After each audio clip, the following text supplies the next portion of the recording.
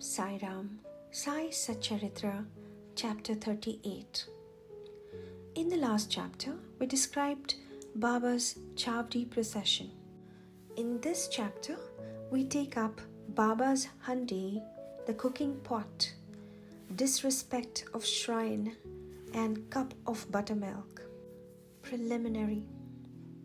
O blessed Sadguru Sai, we bow to you, who has given happiness to the whole world, accomplished the welfare of the devotees, and have removed the affliction of those who have resorted to your feet.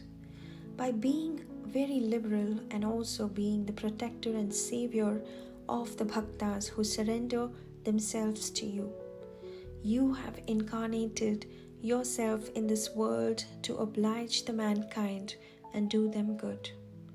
The liquid essence of pure self was poured into the mold of Brahma, and out of this has come out the crest jewel of the saints, Sai. This Sai is Atmaram himself. He is the abode of the perfect divine bliss. After having attained himself all objects of life, he made his devotees established on the path. Baba's Handi. Different sadhanas are prescribed in our scriptures from different ages. Tapa or penance is recommended for Krita age. Dhyana or knowledge is recommended for Treta age.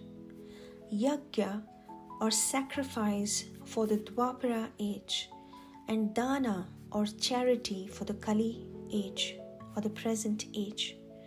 Of all the charities, giving food is the best one.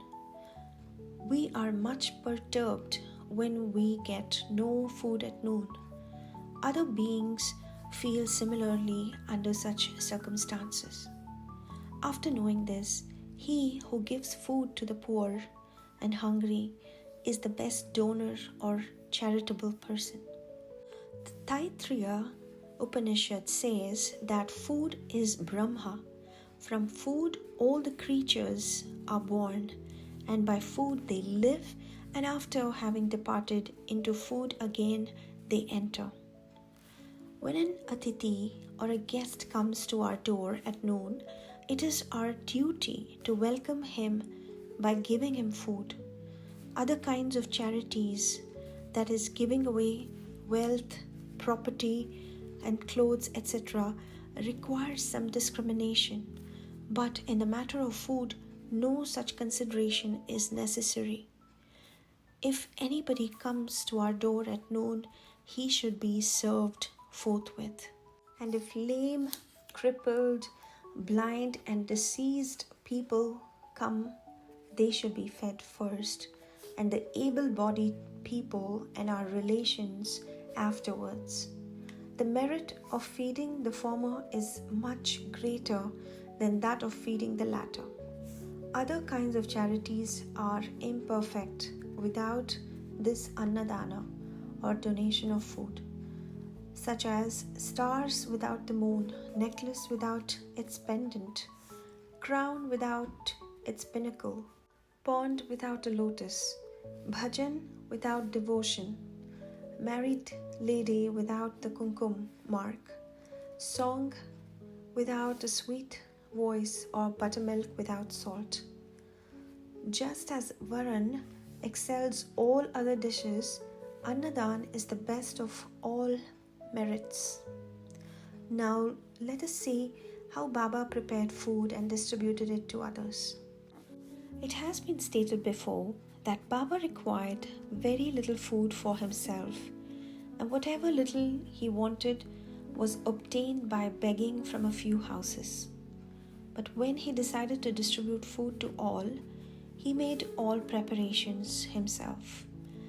He depended on nobody and troubled none in this matter. First, he went to the bazaar and bought all the things, corn, flour, spices, etc., paying cash.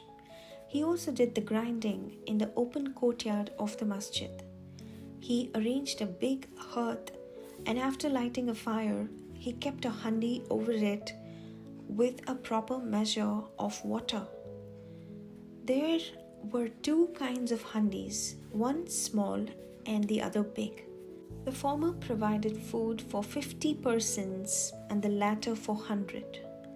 Sometimes he cooked meethe chawal, sweet rice, and at other times biryani with meat.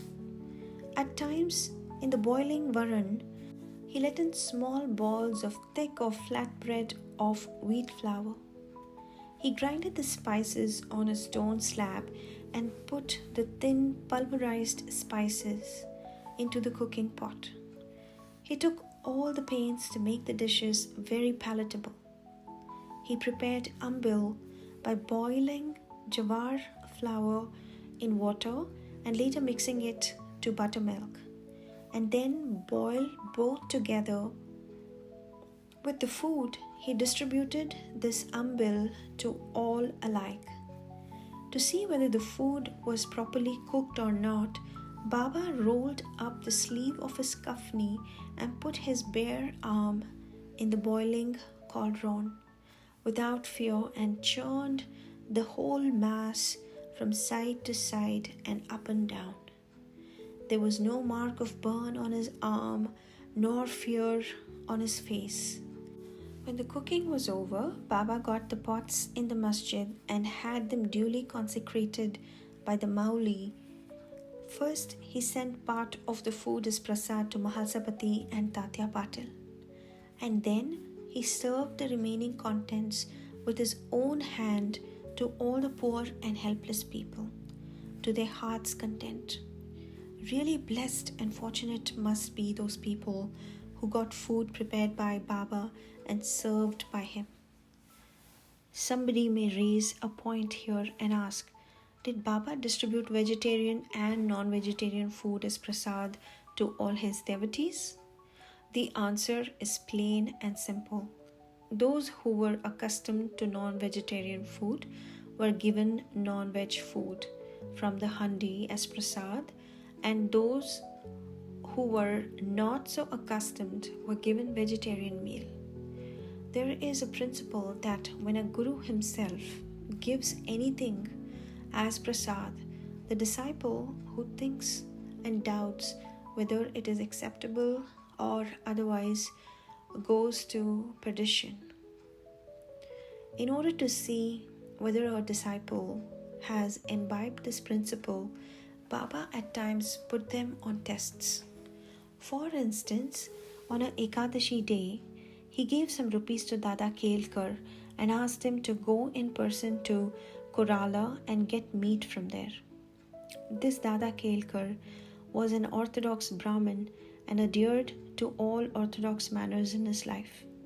He knew that offering wealth, grain, and clothes, etc. to a Sadguru was not enough, but that implicit obedience to him and prompt compliance with his order was the real dakshina that pleased him most. So Dada Kelkar dressed himself and started for the place. Then Baba called him back and said, "Don't go yourself, but send somebody." Then Dada sent his own servant Pandu for the purpose. When Baba saw him going, he asked Dada to call him back and cancelled the program. On another occasion, Baba asked Dada just to see how the saltish biryani was done. The latter replied casually that it was all right. Then Baba said to him, "Neither have you seen it with your eyes, nor tasted it with your tongue. Then how could you say that it was good? Just take off the lid and see." While saying this, Baba caught his arm and thrust it into the pot and added, "Take some out of it, leaving aside your orthodox ways. Taste a little." When a wave of real love rises in the mother's mind, she pinches her child, and when he begins to cry, she hugs him close to her bosom. Similarly, Baba, in a true motherly way, pinched Dada Kelkar in this way. Really, no saint or guru will ever force his orthodox disciple to eat food forbidden in his religion. The Handi business went on for some time till 1910 and was stopped thereafter. As stated before, Das Kanu spread the fame of Baba by his kirtans far and wide in the Mumbai presidency, and people from that part of the country began to flock to Shirdi, which became very soon a place of pilgrimage. The devotees brought with them various articles for presentation and offered various dishes of food as Naivedya. The quantity of Naivedya offered by them was so much that the fakirs and the paupers could feed themselves to their heart's content, leaving some surplus behind. Before stating how Naivedya was distributed, we shall refer to Nana Sahib Chandorkar's story, showing Baba's regard for local shrines and deities. Nana Sahib's disrespect of a shrine. By drawing inferences or guessing in their own way, some people said that Sai was a Brahmin and some said that he was a Muslim. In reality, he belonged to no caste. No one knew definitely when he was born and in what community and who his parents were. Then how could he be a Muslim or Brahmin? If he was a Muslim, how could he keep dhuni ever burning in the masjid? How could there be a Tulsi Vrindavan there? How could he allow the blowing of conches and ringing of bells? How could he allow all different forms of Hindu worship there? Had he been a Muslim, could he have ears pierced and could he have spent money from his pocket for repairing the Hindu temples? On the contrary, he never tolerated the slightest disrespect to shrines and deities. Once, Nana Sahib Chandorkar came to Shirdi with Mr. Biniwale, who was the husband of his wife's sister. When they went to the masjid and sat before Baba, Baba suddenly got angry with Nana Sahib and said, "You have been so long in my company, then why do you behave like this?" Nana Sahib at first did not understand anything and humbly requested Baba to explain. Baba asked him when did he come to Kopargaon and how he came to Shirdi from there. Nana Sahib then at once realized his mistake. He usually worshipped the shrine of Datta on the banks of the Godavari at Kopargaon on his way to Shirdi, but this time he dissuaded his relative, who was a Datta Bhakta, from going to that shrine in order to avoid delay and drove straight. He confessed all this to Baba and told him that while bathing in the Godavari, a big thorn went into his foot and gave him much trouble. Baba said that was the slight punishment he met and warned him to be more careful in the future. Kala, hodgepodge.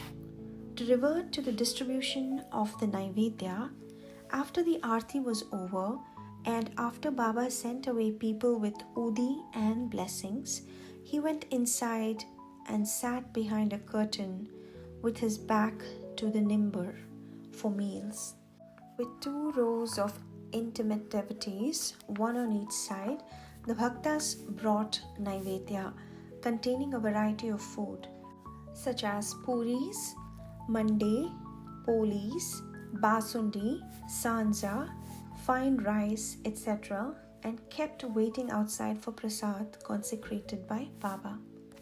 All the foods were mixed in a hodgepodge and placed before Baba. He offered it all to God and consecrated it.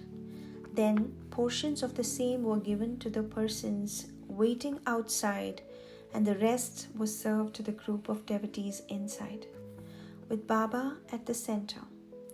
The bhaktas sitting in the 2 rows then dined to their heart's content. Baba asked Shama and Nana Sahib Nimondkar daily to serve the consecrated food to all the persons sitting inside and look to their individual needs and comforts. This they did very carefully and willingly. Every morsel of food thus partaken gave them fulfillment and satisfaction. Such sweet, lovely, and consecrated food it was, ever auspicious and ever holy. Cup of buttermilk. Once Himat Pant had eaten to his full capacity in this company when Baba offered him a cup of buttermilk. Its white appearance pleased him, but there was no space for it. He, however, took only a sip.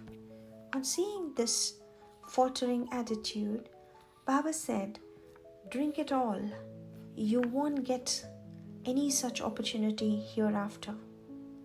He drank it off then and found that Baba's words were prophetic, for he passed away after a brief period. Now, readers, we have certainly to thank Himat Pant. He drank the cup of buttermilk, but has supplied us with sufficient quantity of nectar in the form of Baba's Leelas. Let us drink this nectar to our heart's content and be satisfied and happy. Bow to Sri Sai, peace be to all.